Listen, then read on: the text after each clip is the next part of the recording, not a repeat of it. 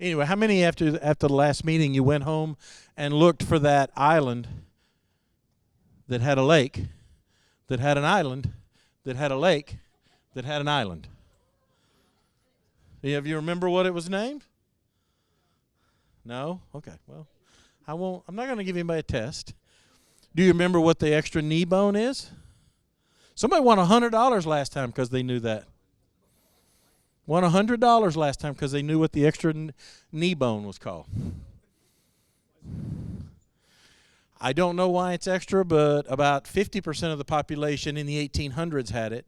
By 1920, only about 20% of the population, and now about 40% of the population has it. So I don't really know. I just read it off the internet and regurgitate it out to you. So I don't have any answers.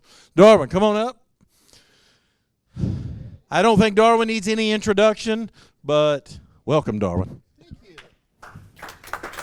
Yay! How long has it been since I've been here? At least 6 years. 40 pounds. Yeah, about 40 pounds. That's a good answer. That's exactly right. It was about 40 pounds ago. So, yeah. That's why I can't wear a suit. My suits are all too big. Yeah, so good problem to have, though. Let's see here. I say this all the time. Whoa, and there is echo up here. You can get rich buying and selling real estate. You get rich buying and owning real estate. So our goal is always to hold long term, as you know, if you've been around at all. Quick agenda, real quick. Just welcome. We have a special speaker. I'll introduce him in a minute. Give you a market update. There's a lot of things changing. Last month has been huge. And courtesy of Paul Peebles, I just got an update of some things major changes that have happened in the last 6 hours. Okay, so we'll have more information on that. Changing business plan on how we're going to modify what we're doing a little bit. Most of you have received some questionnaires. Who got questionnaires over the last couple of days? Okay. We sent out a poll just to get a straw poll to see what people are thinking about some of the properties. Then we'll have Q&A and then a special session that's live only. We will cut off the cameras because it's stuff that I can't really share. So you guys are here and you get to hear. So I went to an event about a month ago, maybe 6 weeks, and I got to meet Tom Brady, Rob Gronkowski.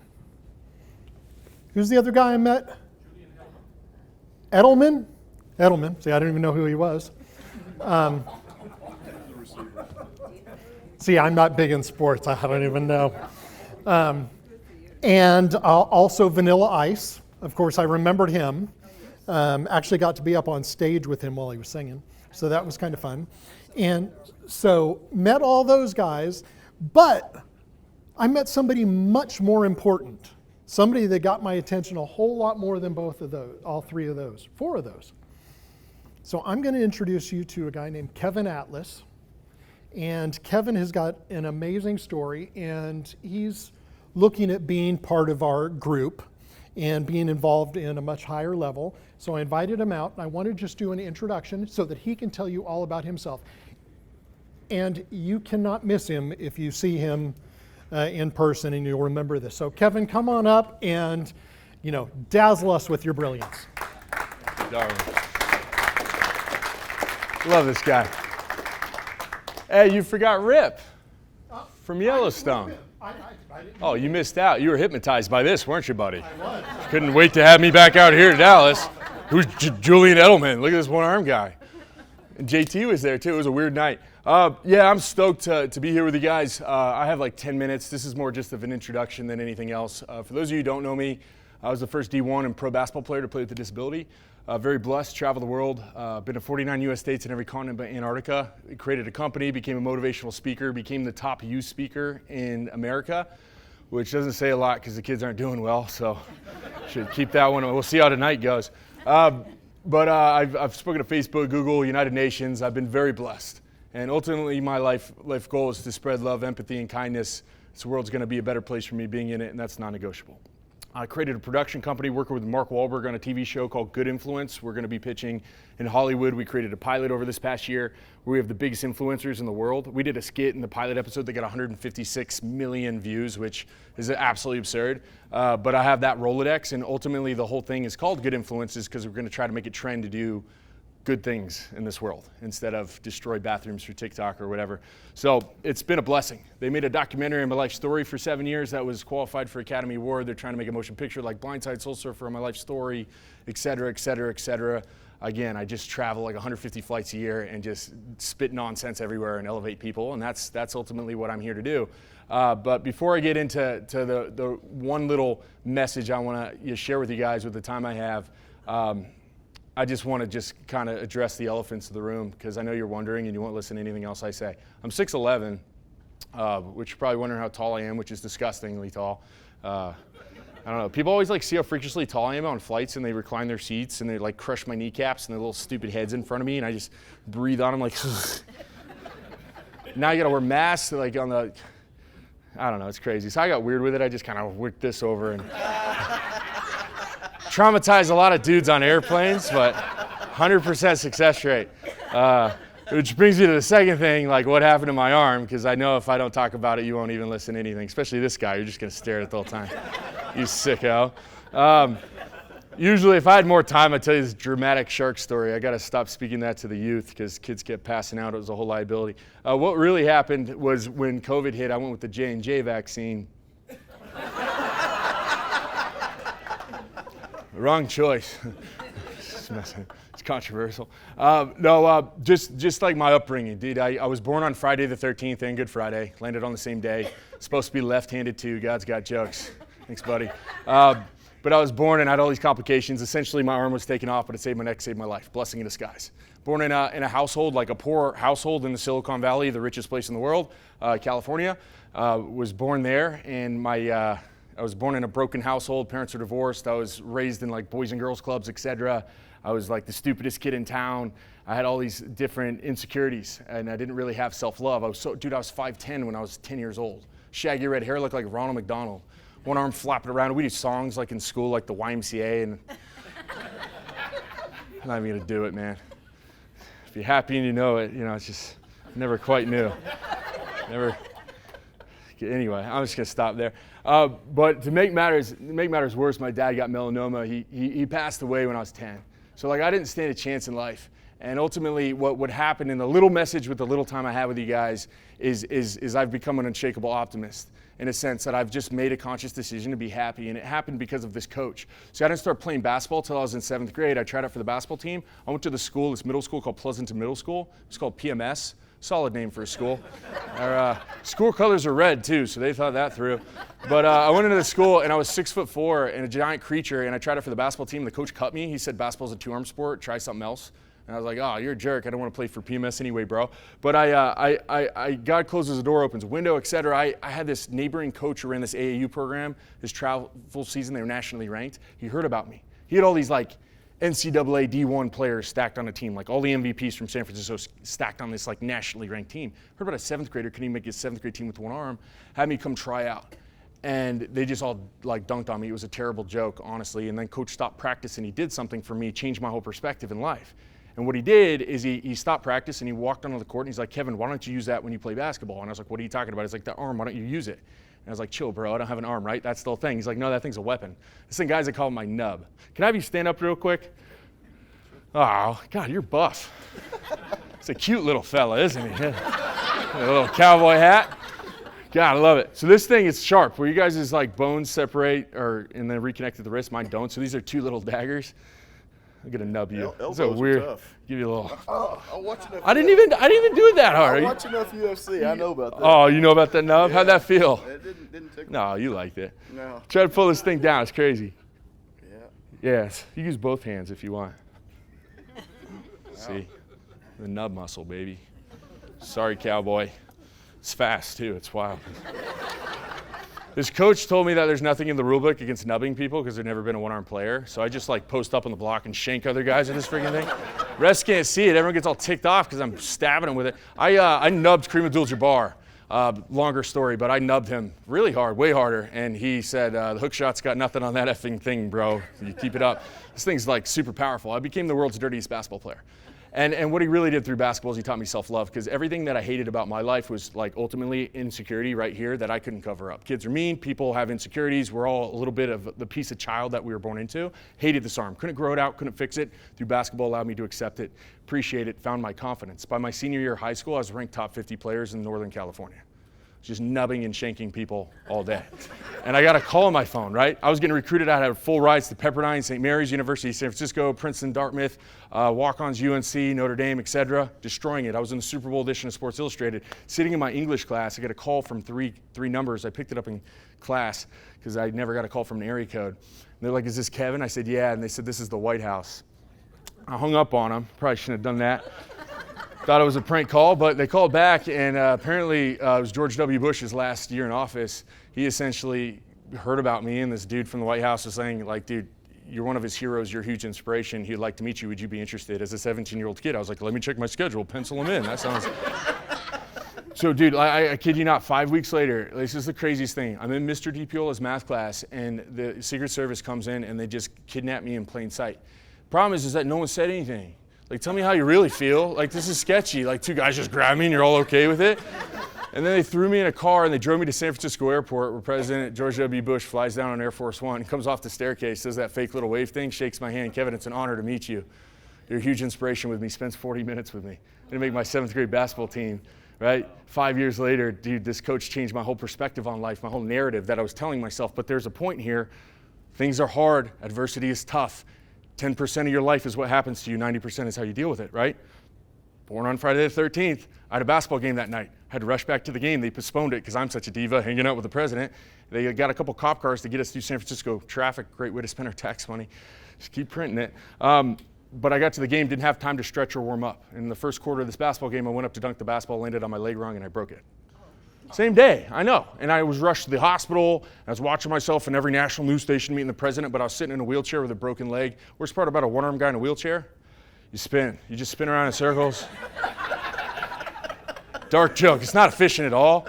Kind of messed up, but I broke my left leg, couldn't really use a crutch on that side. And all those coaches take a chance on Captain Hook, maybe. Captain Hook with a peg leg is too much pirate for anybody. So they withdrew all their scholarship offers. And I came from like this rough background where I didn't have means to go to college otherwise, and I felt like that kid, all I had in my life was basketball, was taken away like a sick joke. And this is me being vulnerable, but there's a point to this. There's a point. With the short amount of time I have, I took the bottle of painkillers that I had, and I downed them enough to kill a horse, to be honest. I thought my life was over because basketball was over, and I didn't see a future past that. And woke up a day and a half later, dazed and confused. Really hungry, too. But to be honest, my coach, same guy that taught me about the nub, he busted into my room one day, which was really weird, probably illegal. I was a minor and I was in my boxers laying in my bed. But he busted in my room, and this guy looks like Mark Henry, just this huge African-American bulk dude. And he's like, get on the floor and start doing push-ups. And I'm like, dude, what? And he said it again. He's terrifying human. And so he's like, you got 2 more limbs. Get on the floor and do push-ups. So I started doing 2 limb push-ups. And this guy's like, give me 10 more, give me 10 more. And he waited till I started crying because I was like so upset and had all this internal struggle going on. And he looked at me, he sat on the bed, and he said, Kevin, like, life is hard, but I don't care where you come from. There's so many people depending on you.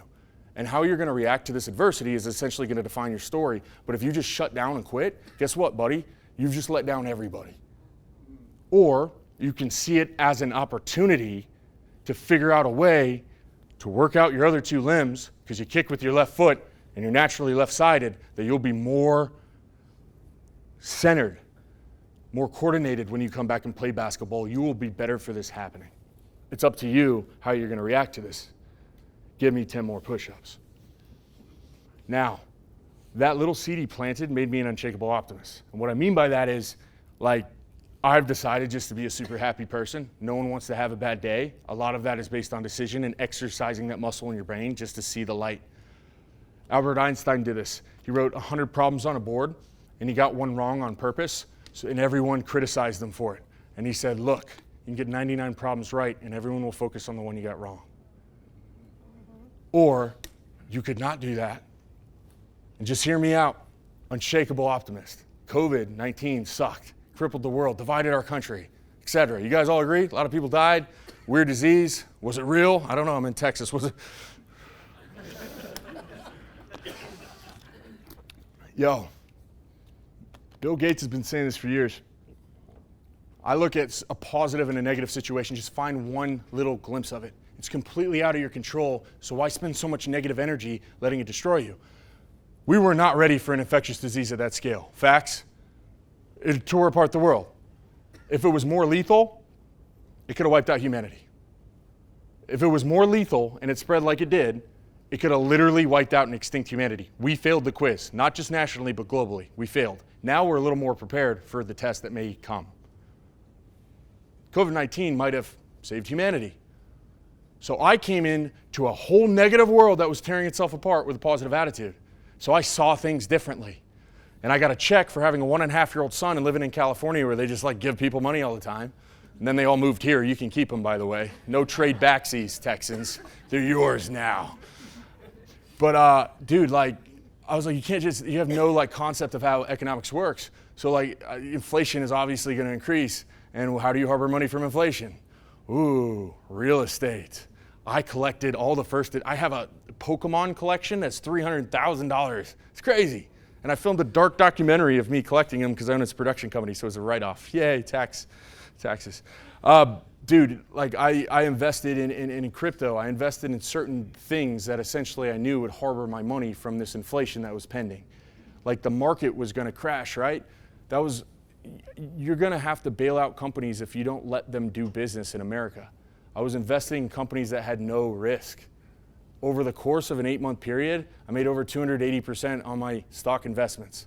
But the problem is with stocks is the hedge funds have naked shorted Wall Street. I could collapse. Crypto, the problem with crypto is governments don't function if you have non-regulated currency.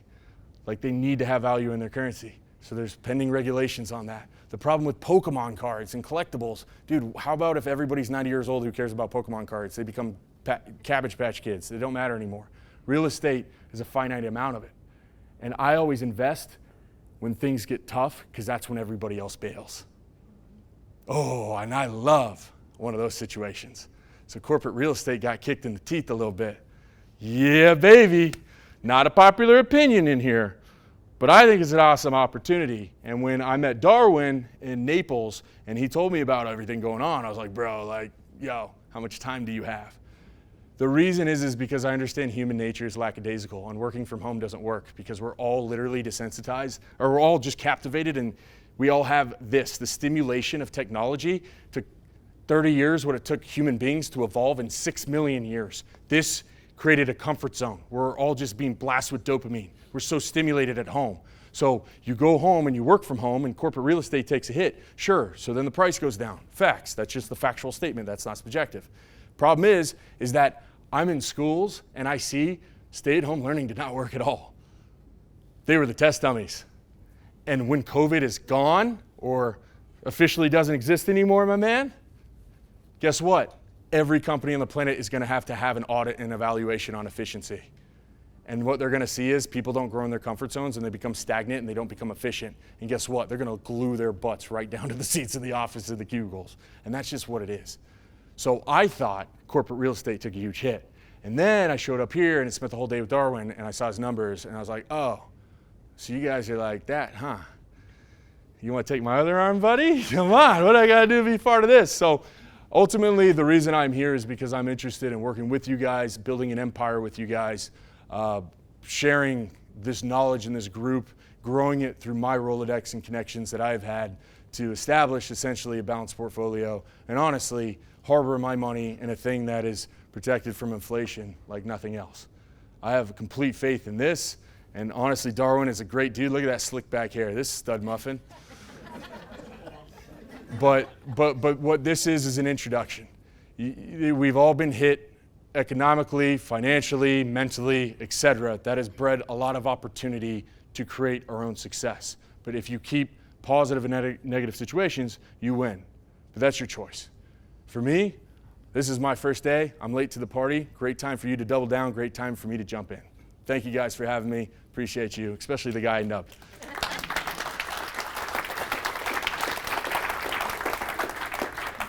sir. Thank you. There we go.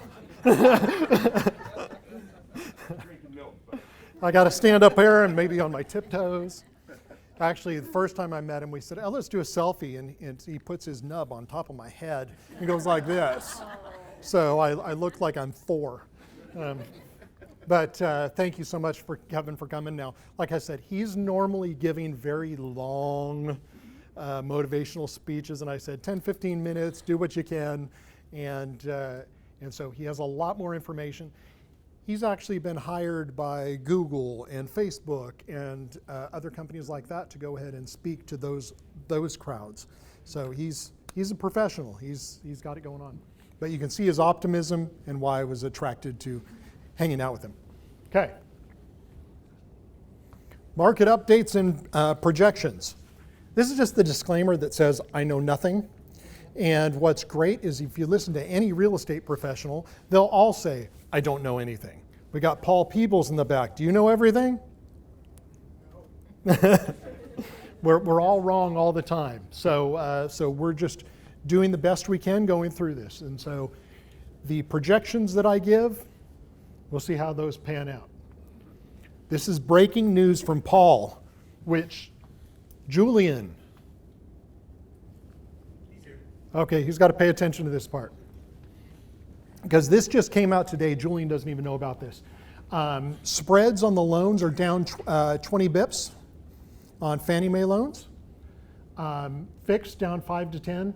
75% of the loans Fannie Mae is doing is fixed versus 25 floaters.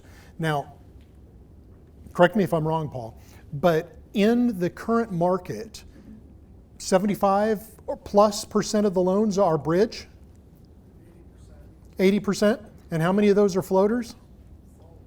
And all of those are floaters. Now, bridge loans only, the reason that we're doing so many bridge loans, 80% of them, is because the prices got so high that Fannie Mae was priced out. So you couldn't get agency debt without getting very low leverage. So bridge debt was a benefit to the sellers so that they could get us to pay more money for their properties. Okay? But now they're making some changes to be a little more competitive. For example, 1.2 is the normal debt coverage ratio. It used to be 1.25, 1.15 on a floater. And important part, Julian, they underwrite this as T1 on the income and T3 on expenses. Other income, that'd be part of T1, wouldn't it? Okay. Other income, T12, okay. So basically, so that right there is huge. I don't know if anybody's been looking at any of this, but with the income going up so much, we need to have that T1. And 35-year amortizations. What does the 35-year amortization do versus a 30-year? Yep. Lowers your payment, which increases cash flow. And he said they're seeing some borrowers move back to floating at 2.85 starting rate. So that was good information that, like I said, he actually gave to me about 20 minutes before we started this presentation. Our core business plan has always been the same, which is putting investors first. You can ask anybody on the team, that's what it is. And better to minimize risk than maximize profits. That is why anytime we could, we used fixed rate long-term debt. Because the market went down and down and down and down and down, but it could have went up at any time. Okay? And so we'd rather lock in those rates. It shot us in the foot a little bit because of prepayment penalties. But I would rather be conservative and protect in the long run than make extra cash flow or have a deal that's iffy, only makes sense because of having floating rate debt. And that's going to come back to hit some people here in the near future. And plan on long-term holds. There's not too many changes between what we're doing. Still, we're going to buy for cash flow or value add, longer term debt, have fixed rate, protect on the downside, and assume interest rates and cap rates will go up. That's what I always planned on, and now that's happening. Okay.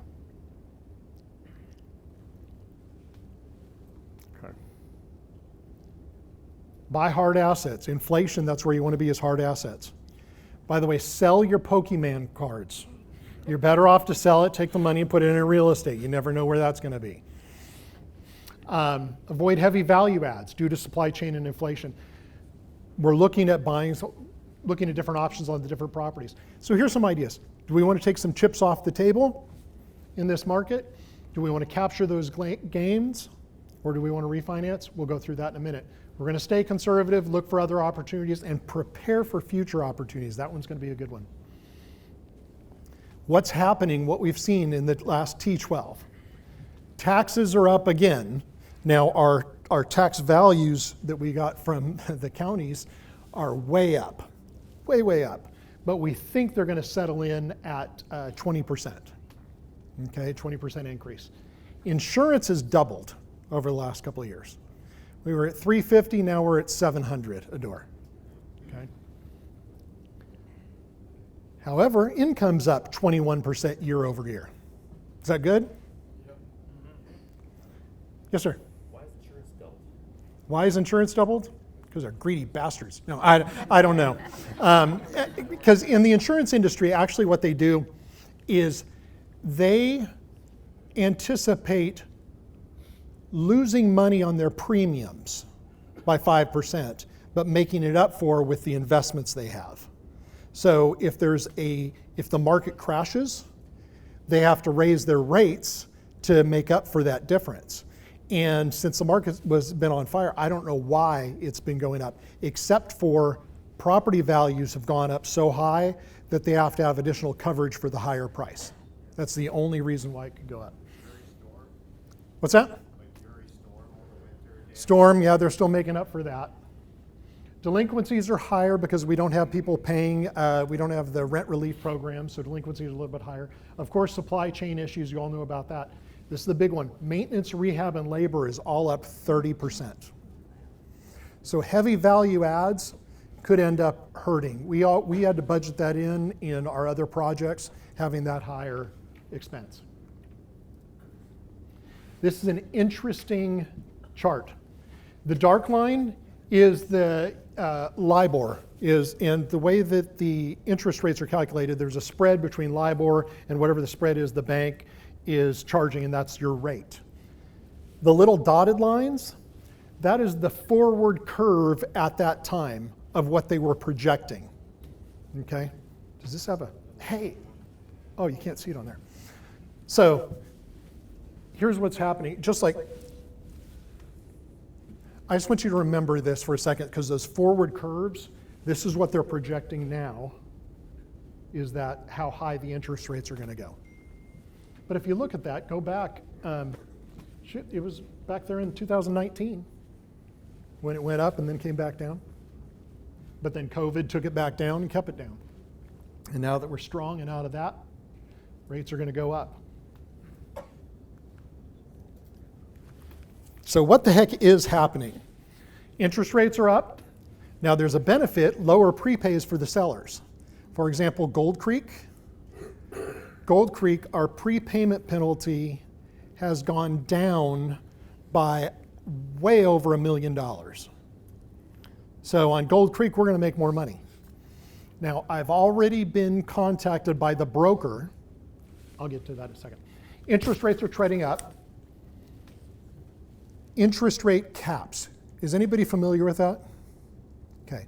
Lenders require you, because there's all that risk of the previous slide,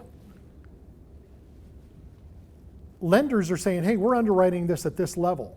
But if interest rates go up too high, you're not going to be able to have your debt coverage ratio. So because of that, you have to buy a cap. You have to buy insurance so that your rate will not go higher than that. So they can still make money on it, but you won't have to pay more than that. That's for your protection. But those interest rate caps have gone extremely high. So on Gold Creek, for example, that we've got under contract to sell, their interest rate cap expense has gone up tremendously. Was it 500 grand? $1 million. $1 million the buyer has to pay to buy an interest rate cap on that deal. So the brokers are already reaching out saying, you know what, your net is the same and the buyers are really getting hammered on that. So just put in the back of your mind, you might want to accept some type of retrade. We've got $500,000 non-refundable, so I don't know how aggressive we would be on that. Lower yields, of course, the higher interest rate is going to bring down the yields. Price adjustments. I'm going to talk about that in a minute. Increasing variance on bid and ask. Who trades stocks? You know the difference between bid and ask? Okay. One of the benefits of investing with us is we've been doing this over 30 years. And we've seen what happens in this type of market. Most of the syndicators that you know and you work with have only seen an up market. What's going to happen right now? This is my own projection, okay? This is not set in stone. There's a property I looked at that was a list price of $100 million, okay? They were anticipating their bids to be 103 to 105. They had two people right out of the gate offer 103 million, preempt it, just get it now, and they turned those down because they thought it's going to be bid up higher. Then interest rates started kicking in, and now that price is lower. Now they don't think they're going to get 98 million, okay? So what's going to happen, and this is the psychology, human nature, is as a seller, they're pretty sophisticated, so they'll understand, but most of them are going to say, wait a minute, broker, you told me $100 million with the possibility of 105, and now you're bringing me offers at 98? So the ask is 100, the bid is 98. Well, what's going to happen on that is those sellers are going to be stubborn. And they're going to say, no, I want $100 million. Brokers are going to say, you're not going to get it now, we can try, and they're not going to take it. It's going to get a month or two down the road, and the seller is then going to say, okay, fine, I understand, I'll take 98 million. Then the broker is going to turn around and say, sorry, now it's 96 million. And they're going to say, well,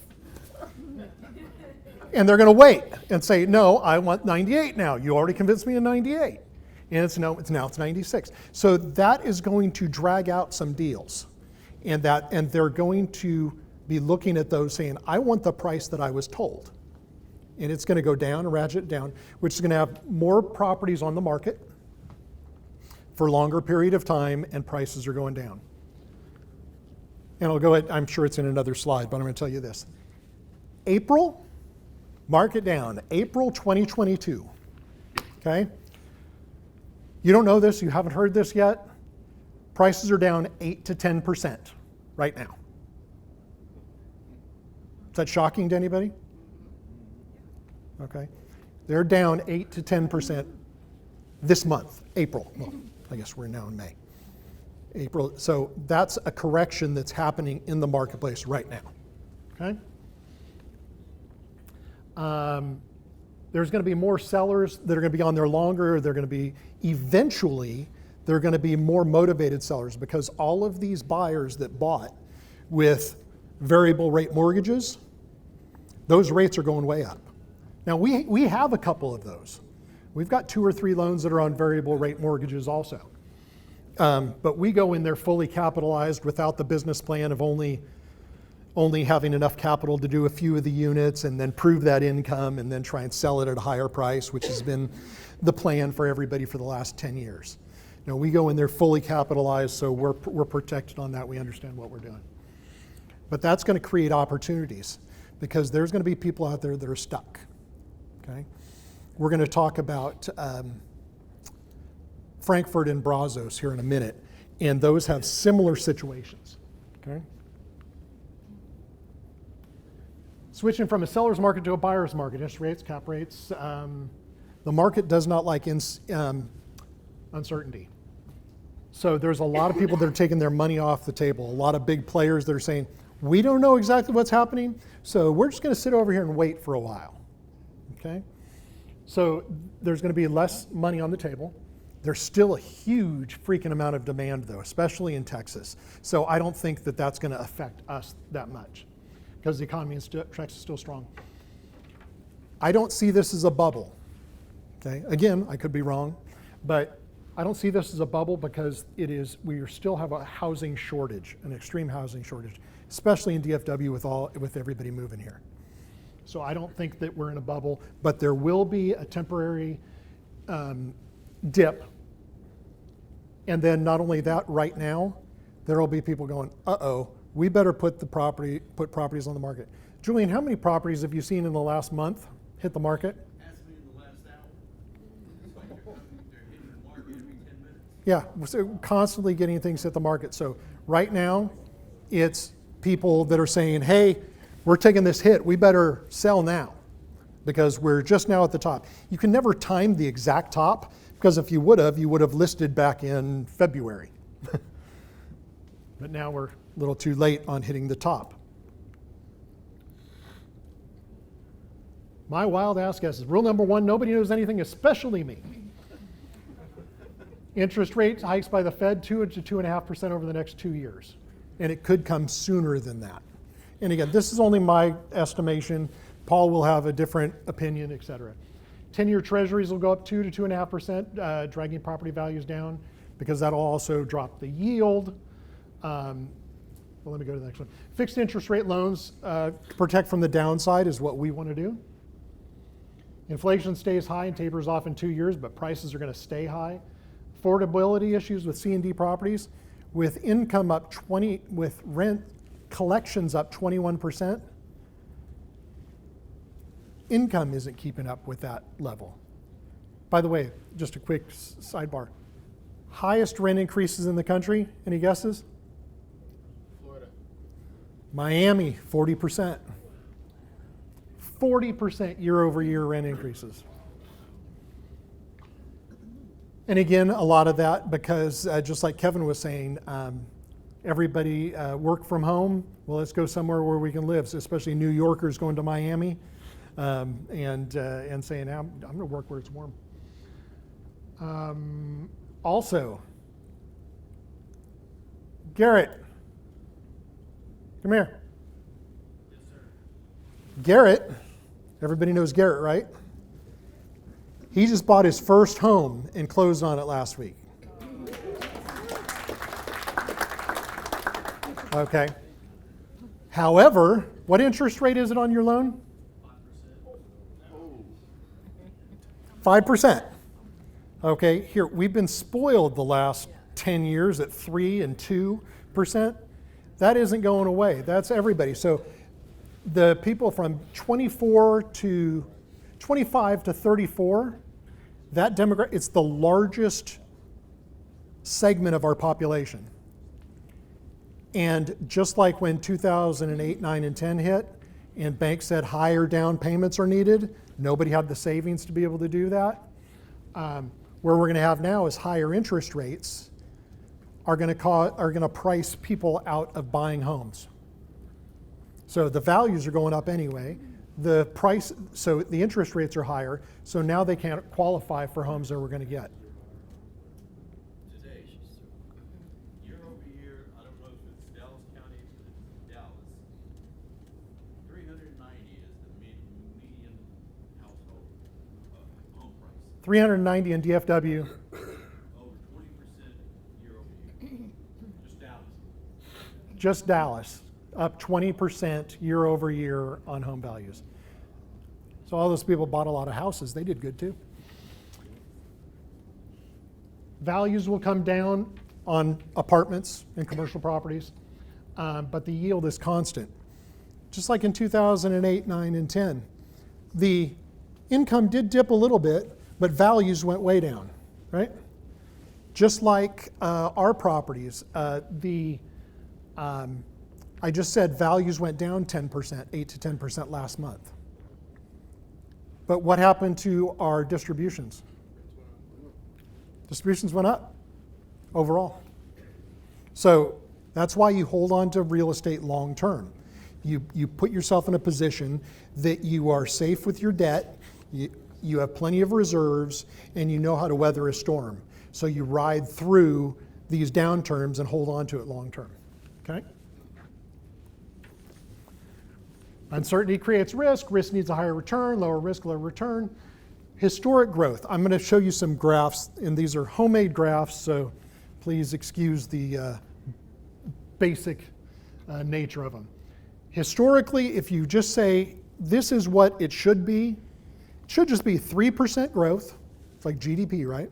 Just 3% in income, 2% on expenses. That would be a nice constant effect. But now you have all these other market conditions that are coming, pushing it in and out. That would also equate to a 2% net operating income at a 50%, for those that are mathematicians going to be calculating that. I used 50% expenses, so that's why it's a 2% net income increase. So if NOI growth stayed at 2%, that's the red line. That's all it should have been growing. But historically, from 2011 all the way to 2022, this has been the NOI growth. Okay? So it's been going up and up and up. I'm now looking at that going, okay, that we cannot sustain that. It's going to be going back down. Okay? Same scenario here. The NOI growth, if it were stable, that would be the red line. But what's happened is it's gone way up. Now, I don't think this is a bubble. Like I said, I'm not saying that this is a bubble. But it's grown a lot more than what a stable market would do. And there's no way to have a stable market, by the way, with interference from government agencies, et cetera. Cost of construction, for example, is not only are supplies higher, but anytime they add regulations, that adds additional costs. When did they switch and start requiring sprinkler systems? About 90? Well, they changed the law. You have to have sprinkler systems. Well, that just bumped up the price. In, where was I? Boulder, Colorado, somewhere. They actually are requiring, the city's requiring that you put in charging stations when you build a house for electric vehicles. There's an extra 35 to 50 grand on a house if you're building a house then. Okay. Cap rate stable. I think a nice solid cap rate over time is 8%.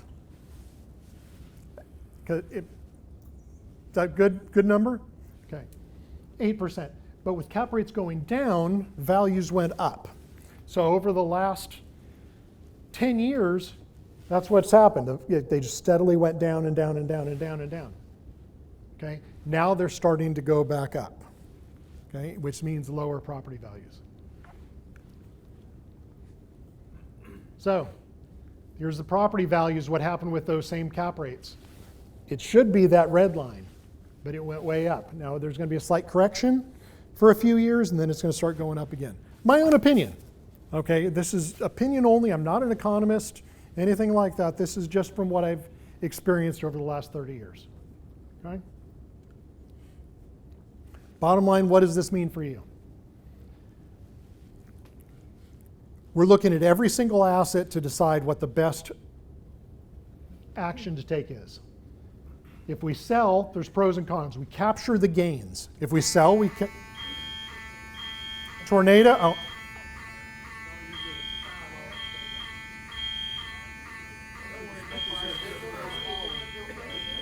I guess we test it at this time.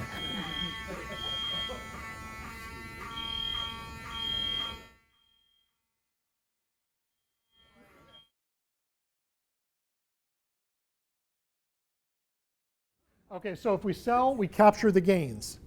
That's why if a property dips a little bit, we don't want to sell it then and capture a loss either. See, and that's what I think stock market traders do too much. We have to pay taxes on those gains. There's not a lot of choices to reinvest right now, but there are opportunities coming. Okay, so it might be nice to take some of the chips off the table for the opportunities that are going to be there.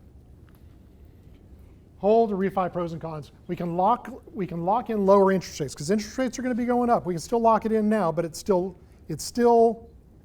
higher than it was over the last couple of years. So I look at Paul and go, what the hell are you doing to me? You're giving me too high rates. Okay, but that's just what it is. We can still lock in those rates now because it's going to go up.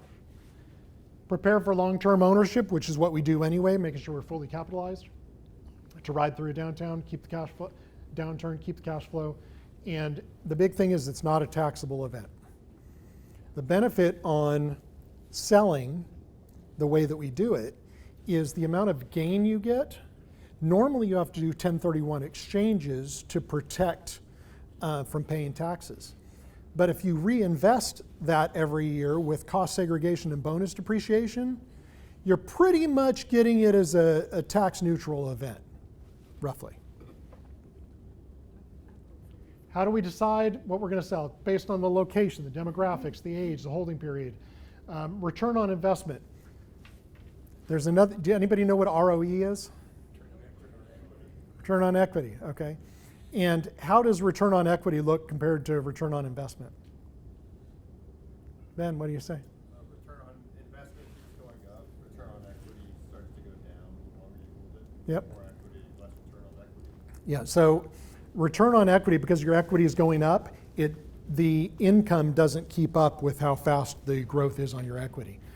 I took a class in like 1988, and I am a certified investment counselor from that class in 1988. And one of the things that they were talking about is, this is for real estate agents, really to motivate owners to sell. And their big thing was always, look at your return on equity. Unfortunately, if we look at return on equity on our projects, it's extremely low. So they might say, and again, this was the sales pitch from that certification, is you can sell it, take your money out, and reinvest it and get a higher yield somewhere else for your return on investment because your return on equity is low. Okay, so we do look at that. We look at our current debt as far as due dates, interest-only periods, fixed versus variable, the competition in the area, plus future expenses. And I'll talk about that specifically. That's the same slide. Property updates. We've got 2405 at Park Row under contract to sell. Anybody in that? Okay. That'll be about a 15% average annual return. Not a home run, but still real good. Gold Creek. Who's in Gold Creek? 70% per year average annual return.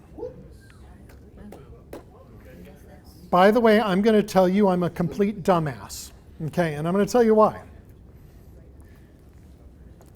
Because I didn't put a waterfall in there. I should have put in there that, if you get 30%, 40%, we start to split a little bit more than the 85-15. So in the way that we set it up, it is so much more beneficial to you guys as the investors not having that a waterfall or something like that in there. But 70% per year average annual return. You happy with that? Where are you going to put it? We have more deals that are going to be coming out. Village Oaks. Who's in Village Oaks? That's all? Is it Waco? Yeah, Ben? No, Waco. Waco. Okay, who's in the deal in Waco? Brazos. That's not Brazos. That's the broke condo. Okay, Village Oaks is, sorry, we bought two Village Oaks at the same damn time. Sorry, that costs too much.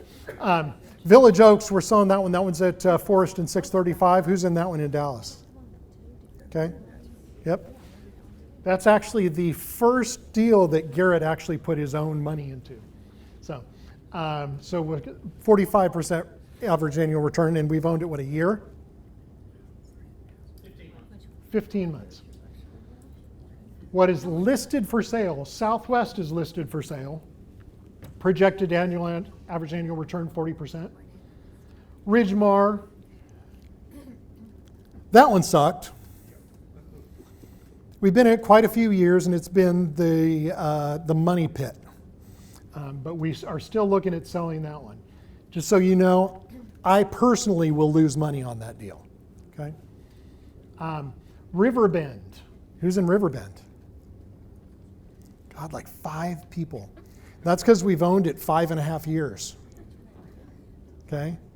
5.5 years, and we're looking at 45% per year average annual return on that. Now, we sent out questionnaires just as a straw poll on whether or not we should sell Frankfurt Station, Oakview, and Brazos. Okay?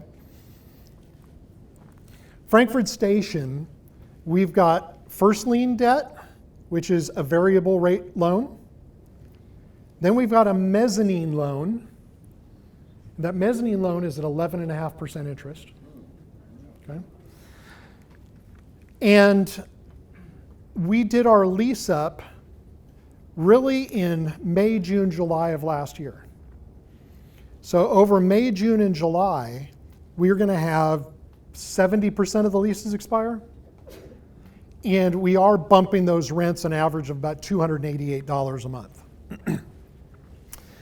But that's still not going to be enough to get us in a position to refi, and it may severely hurt distributions, okay, depending on how high that interest rate goes.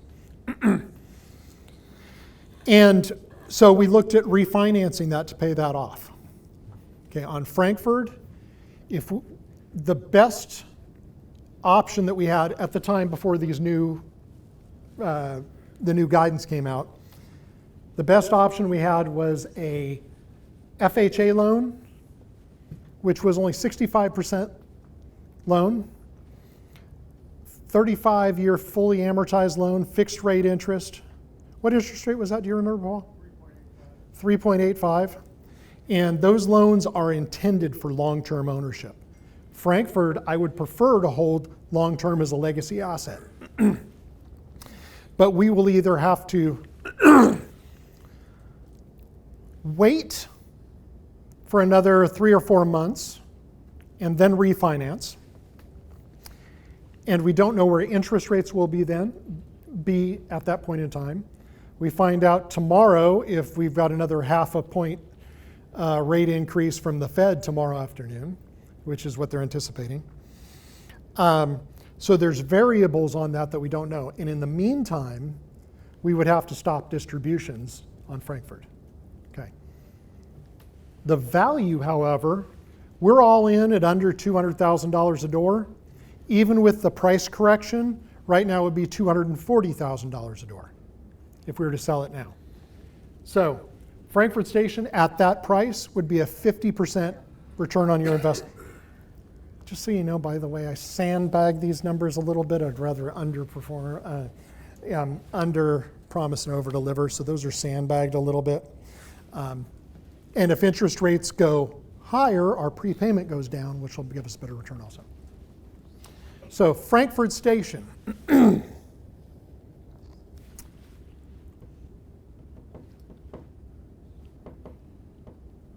Frankfurt Station, we sent that out to everybody, and 90% of the partners said sell it. Okay? Now, it's not their decision. I get to make that decision. But nonetheless, thank you, sir. But nonetheless, depending on what the debt's looking like, so we're on the fence on that one. There's another variable which I'll tell you after Oakview. Oakview is doing great. We just increased the distributions at Oakview. Our loan is a Fannie Mae loan. What do we got, another year or two on interest only? December 24. Yeah, so a little over 2 years on interest only. Cash flow is going up. Rents are going up. The only negative is it's in white settlement. That's the only negative. But it's a good, solid property. Now, full disclosure, which I would do anyway, we have conversations. I've talked with 2 different very large, what do you call them, private equity companies? Private equity companies would be the best way to say that. And they look for sponsors like me to invest money with. And one of the companies said, we would only want properties that are 90s and newer. The only 2 in our portfolio that qualify for that in major cities is Frankfurt and Oakview. What about Gold Creek? Gold Creek's already under contract. they basically said, hey, Darwin, we'll write you a $40 million check to go ahead and buy those properties. So if I personally wanted to buy both those properties together, they would write that check. They've got a minimum check size of $40 million. Okay? So I looked at that and I put that out as a question because Oakview, I could only do that and rebuy them myself if we did both of those properties. Okay? So I wanted to see what the feeling was on Oakview. 66% were saying, two-thirds were saying sell it, one-third were saying keep it. The very first slide, what did I say? Really? Make money by holding. There you go. We need to do a test later or something. So me personally, I'm still in favor of owning it long term. Okay? That's why I said, yeah, I'll go ahead and buy it. Now, of the 90% at Frankfurt, of the 10% that said they want to keep it, they could reinvest and rebuy it with me though. So there's that option that we're looking at that. If we decide to sell, then I would look at buying it, and we're going off of prices that the brokers say they can get. And 30, 60, 90 days down the line, who knows if that drops down some more. So I'd rather sell it now. If we're going to sell anything, the decision needs to be made this week, period. If not, we're holding. Okay. Brazos. Now I'm at the right property. We actually had 2/3 on that say sell also, and 1/3 said hold. Because it's only been a year, right? But make 40% in a year, good returns. Me, I'd personally, like I said, I would always hold unless there's some overwhelming reason to sell. So those are three that we're still in discussions about. And we had some really great comments from people, really analytical people, and the bane of my existence, some engineers that had a lot of really detailed questions, which would require about 15 hours of analysis to answer. Real quick, we'll do some property updates. You got a mic, Brian? Real quick. We are not selling any of these as of right now. Testing. I'll jump to the bottom. Lake Tahoe, we're contemplating those on trying to push the market to see how much we can get for those. Because the first property is completely done and moved in. They had complete rehabs on everything. Came in under budget. Halinani and Kainani, those have been for sale, but they were with a local broker in Hawaii. I don't think she had enough reach to really get those sold. So we pulled them off the market, leaving them off the market, then we're going to put them back on. I don't think they're as affected by everything else as just like the other properties because they're in Hawaii. 1019 Valley Center, across 1019 and Valley Center. We've owned those a while. Those are nice, solid performers. Not doing anything with those. Crossing, Citadel, Bent Creek, and Amber Trails. Those are all too new to even think about doing anything with. Okay, because we're in the process of doing the rehab on those. Now I'm going to pause for a second. Any questions on the property management side for Brian? Anything at all. Come on. Fire it. Okay, you can go back to the Q&A then. Turned on this mic for nothing. Well, we're on Q&A. How about that? If you do have a question, would you please raise your hand? Let me bring you a microphone. We have a large group online that needs to hear your question, please. Any questions whatsoever? Yes, sir. Yes, coming, John. Coming, John. By the way, let me do a quick introduction. John, stand up real quick. John is a co-sponsor with us that we have not found a property for yet because he lives in Austin and would prefer to have it in Austin. And prices there. Kind of sick. Why don't you tell him about the most recent deal you looked at, the hotel? Oh yeah, this is so there's the thing in Austin called inside the box and outside the box, and the box is a set of highways, and this was inside the box. It was a property built in, I want to say 1964, and it was a converted hotel. Now it's listed, it's not sold, but it's listed for $500,000 a door, right? And these are maybe 400 or 500 square foot units, right? $1,000 a foot. Yeah. And it's a 1964 building. Now it's painted on the outside. It looks nice, but The paint is pretty, but it's not that. you know, with that piping problem and all that stuff, like you got to imagine there's some skeletons under there. Okay. Just to give you an idea. So what's the question? My question was, Brian, what are you struggling with most in operating all of these assets? In all honesty, it's getting people past what I call the COVID malaise. I don't know that I termed that, but I haven't heard anybody say that. You take all of the ramifications around COVID, and that was delinquency, I'm not paying, eviction moratorium, the courts basically laughing at you and said, don't try to evict, people not paying, living for free for, in some cases, 13, 14 months. All of that added up and then got really, don't get me wrong on this, you guys that are here have heard me talk really positive things about the Texas Rent Relief Program. We recovered almost $2 million for that. So thank you. You know, that's $2 million we would not have had. So that's great, Texas Rent Relief. That's what's our team coming that out did of that. But what's coming out of that is what I call the malaise.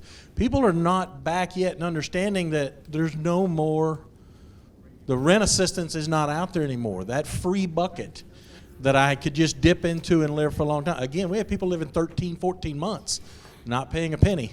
So we're still coming out of that. So the most difficult thing right now, and this is probably a nice problem to have, but it's just to get them to understand that, hey, you have to pay your bills now. You have to pay your bills now. Novel thought. So, but that's a lot better. But if you'd have told me over the last 3 or 4 months, that's really it, is weaning people off of the assistance programs. Darwin, we had an online question about corners. About corners, okay. Just basically status. What's going on with that? Okay. It was just that when you went over the slide, you accidentally skipped it. Okay. Corners, which we purchased, relatively recently, is being managed along with Riverbend. So it's the same manager. We've got a leasing agent on it and a leasing agent on Riverbend, but it's being managed together. So, and with Riverbend at 160 units and Corners at 84 units, 84. then those two individually are not as attractive. So if we put those together, we have a bigger buyer pool for something more economies of scale. And since we're managing them together, we have economies of scale on our expenses that if we were to separate those out, expenses would be higher and would give us a little less value. So we're talking about selling Corners along with Riverbend at the same time. Questions are my favorite part. No other questions? Anything? Hey, Anand. Anand. Here, he. And Ben. Brian, this one is for you. Frankfurt Station management, delinquency, and rent revenue increase versus Oakview. Which one would you keep, or which one would you have an issue with? I'm sorry, would you say that last part again? I just didn't. Frankfurt Michael's Station cut down. versus Oakview, rent bump, delinquency, management. Which one do you think is a more better to keep for long term? If you had to pick Between one. Oakview and Frankfurt Station? Yes. Just from a management standpoint, Oakview. Again, but the reasons are not necessarily from a management standpoint. We're in a good loan situation at Oakview, and it has been operated and is already on the, still got a little bit of room for growth. But it's, whereas Frankfurt, again, as Darwin said, we're coming up on 65-70% of those leases needing to be turned over the next 4 or 5 months. Well, Oakview has a 10-year 3.5% fixed rate.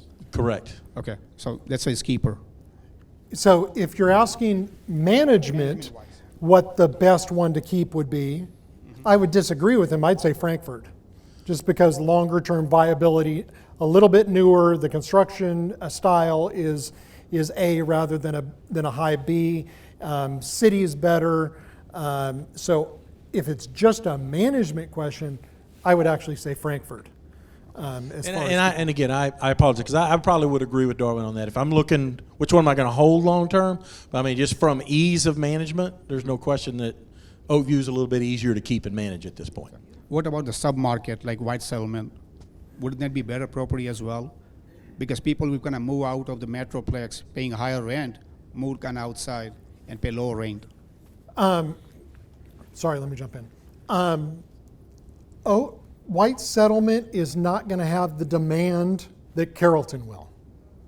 And Carrollton is right down the street from that the DART station they just put in a couple of years ago. There's a pharmaceutical company that's bringing in a couple hundred jobs, building a $1 billion facility nearby. There's just more viability right off of I-35 than in West Fort Worth. It's just a better city, better area. And one last question. How is this property tax increase is affecting all our properties? The property what increase? Property tax. Oh, the tax increases? Yep. Well, as Darwin said, we're expecting those to hopefully, after we fight them, even out about 20%. But to be honest with you, some of them were 50% assessment values. I say the average was probably 35%. I mean, that's what we're seeing. I think what you're having is they really didn't hit us too hard, and I think most people would agree with it. Didn't really hit us too hard at the year after COVID. Okay, give you a little break, but now they're coming back with a force. You're out. We're going to make up for what we didn't get in 2020 and what we didn't get in 2021. Give you an idea of the Frankfurt, we paid just under $200,000 a door. Actually, we paid 192, I think, 196. And our BOV is saying 240 right now. The tax value that the city put on that, the county put on that, 300 grand a door. Oh, wow. Sell it. Okay. Crossing, the crossing, they wanted to double. 50, yeah. So do you immediately go to litigation on those? No, we file, not immediately to litigation. No, we go through the process. Believe it or not, we had one property Yep. tax value go down. Really? The Brazos. We're not really sure why, but And we're not going to No, look a gift that's horse not in the the only mouth. one. We're not going to look a gift horse in the mouth. And also, you know, we have, I think the last 4 acquisitions were all individually deeded units. Correct. And they have paid off great. Which was part of the strategy. It's Exactly. part of the reason the numbers were. Bent Creek, for example, their property tax value went down. So we're actually saving money on that. When we underwrite a much higher increase. So that's going to be extra money to the bottom line at Bent Creek. Who's Who in Bent here Creek? is in Citadel? Citadel. Okay, well, you know Citadel, we just acquired it, what, 4 months January 20th, 2021. ago? And who got their first distribution December already? 20th, 2021. Yeah. Citadel, yeah, so yeah, just Yeah, a few that's months. another one individually deeded. Okay. Any other questions before we cut off the feed? Yes, sir. Let me give you a mic, please. I want everybody online to hear your question. So this question is a little different. We're living in a changing world that's rapidly innovating quick. What is Darwin German's Alarm? Yeah. what is y'all's opinion on blockchain and smart contracts and NFTs and how that can change the real estate world? God, that is a complex question that I'm not a fan of NFTs. I had a long conversation with Kevin today about those, just as far as branding and using those to help brand. But what did they say? The Bored Ape, and the cheapest one is 300 grand to buy a picture? No, I'm not a fan of that. Blockchain, it's a different type of investment that's not happening, I don't think affects real estate. I think real estate is much more stable. It's a hard asset. I mean, if you look at what was, someone disagrees. I guess they disagree. God says no. I'm wrong, apparently. Yeah, really. Okay, so we were talking about blockchain. I heard. You want to say something, Kev? Yeah. Yeah. Come on up here. Grab the mic. Oh. He's got his thing there. Hands for a hand mic, so they gave me a lot. Here we are. That's it. I give him something he needs two hands for. Personally, and again, I'm no financial expert, but obviously Web3 is coming, and there is real estate that has been, created on that metaverse circuit, and Zuckerberg looks at that. And I look at that from a different perspective, an educational point. So there's pros and cons. The problem is that, the world's really not ready for it. And as far as a commodity, you have infinite source of that, whereas as far as actual tangible real estate, you own something that you have and you get to keep. Right now, what NFTs have really been built out, if you listen to Gary Vee, who's made over $200 million off of NFTs, so they work to an extent, but he says there's going to be an NFT and a blockchain winter because a lot of the projects that have been created don't have great utilities to them. So what Bored Ape essentially is, it's a networking club. That's all it is. And crypto isn't used as currency, it's used as an investment. Think about that. So no NFTs or crypto are actually working for the function that they were actually created to serve at this point. And we're in sandbox with the metaverse. So the psychological nature of a human being is, again, to be lackadaisical. Humans don't want to change. And so the efficiency of running things through a portal system like that when it comes to work, I don't think you're going to see a great return on efficiency when it comes to companies. And I'm in and out of corporations a lot. And why did Google spend a bunch of money for a giant one-armed guy to speak to him? 90% of the people in the room are more intelligent than I am, but they get stagnant. And they need a kick in the butt to elevate. They need to grow. They need inspiration. They need to motivate. They need to self-assess themselves. That doesn't happen in your room with your boxers on with a VR system on, right? So that's 20 years out. And even then, there's going to be so many speed bumps. Technology always evolves, but it's not an asset that actually has real value subjectively, in my opinion, at this point. There's no way to evaluate it, and it's not tangible. It's not tangible. So it could go 100 grand, it could go to zero, etc. There's no value in something if you create it and you sell it to people and your next door neighbor's to Snoop Dogg and that brings value to you somehow, great, awesome, here's your Bored Ape. Otherwise, it's kind of weird and creepy and a joke. So Darwin, I'm just gonna throw that at you. That's my subjective giant one-arm man opinion, whatever it's worth. Yeah. Thank you so much. It's worth about 1.5 arms. Okay. Yes, sir. Yeah.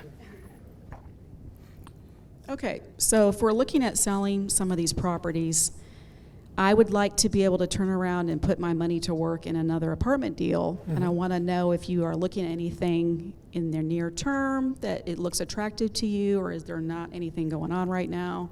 We've got a couple that look attractive, yes, because the whole idea, and I'm in the same boat.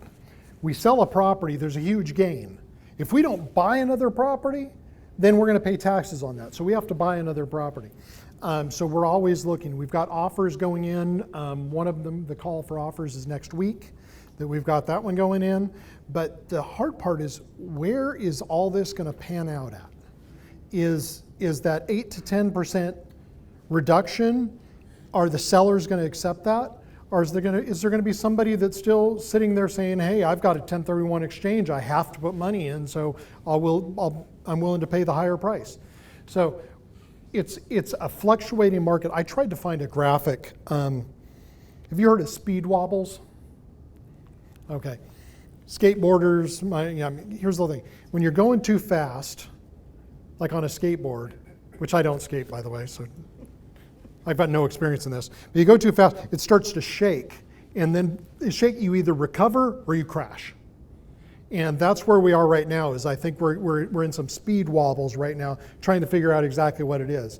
So some big money people are basically jumping off and saying, wait, I'm gonna wait and see what happens. There are other people that are saying, hey, I've got to go through this. I have to get that money spent. There are huge funds with billions of dollars that they have to place. So there's people that are willing to accept lower yields. I'll jump in on this as well. Speed wobble, that's for skaters, right? I think this audience more understands catching a falling knife. So with escrow periods taking 90 days sometimes, and if all this property is hitting the market starts to sell, the workload is just going to slow down the time. So therefore, from the time you actually find something that works, get it into escrow, get it negotiated, and get to a point where you can actually lock in your interest rates. Paul, how long would that be? from the time you go into escrow to the time you can lock your interest rate in, on average. 65, 70 days. So you understand where we are in the cycle right now. And the cycle meaning the wobble. That is an eternity with interest rates in flux, inflation. So there's going to be a lot of people waiting to see what happens, or they're going to sit on their wallets. So that's the challenge for us right now, is finding real value, because what real value today may not be real value tomorrow. Okay. Any other questions? Yes, sir. Way over here. May, June, and July, middle of July, those, that's how that instability will settle down. That's what he's projecting. No. We don't know how long that. She asked how long until we'll know what it is. We won't. We don't know how long that's going to keep on going. Yes, sir. Yeah, just so as you approach, or as you spoke about earlier, it's kind of shifting to a buyer's market, and you're seeing, the bid-ask spread being higher or decreased on the bid size. Where are you looking at in terms of the properties you're selling, and what are you seeing in terms of bids? Here's the whole thing: is you have to be realistic as a seller right now. If there is that adjustment, wherever those prices are coming in, that's all you're going to get. So you have to make a decision to go ahead and take those, rather than saying, oh no, you told, like the $100 million example, you told me 100 million, it's 98. Well, let's keep on looking for a different buyer. Well, by the time they get to that point, then it's going to go down and it's going to be 96 million. So if you're going to sell now, you make a decision now and you get it under contract as soon as possible. Okay? And preferably if you can get non-refundable earnest money so that they can't retrade. Like on Gold Creek, they got $500,000 non-refundable. We can decide to say, no, we're not going to help you out on any of that. Take a hike and keep their 500 grand. Sorry, that's the whole reason why you get hard earnest money, so you can't retrade. All right, anything else? Okay, good. Hey, Mo. Shut off the feed. Sorry, everybody online. I told you this part was only for the people that were live.